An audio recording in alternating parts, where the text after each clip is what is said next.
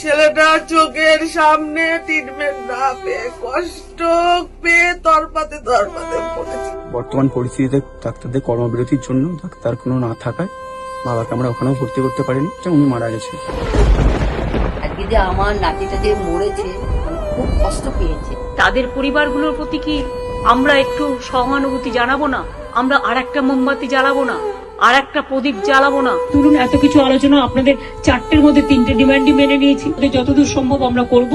অনেক মানুষ মারা গেছে, অনেক মানুষের কষ্ট হচ্ছে, চিকিৎসা পাচ্ছে না, অনেক পেশেন্ট আটকে আছে। সুতরাং মানুষ মনে করে আপনারাই তাদের ভগবান। সুতরাং আপনাদের আমি কাজে ফিরতে অনুরোধ করব। এখানে মিনিটসে সাইন করেছি আমরা দুপক্ষ, এরপর তোমরা কাজে যোগদান করো।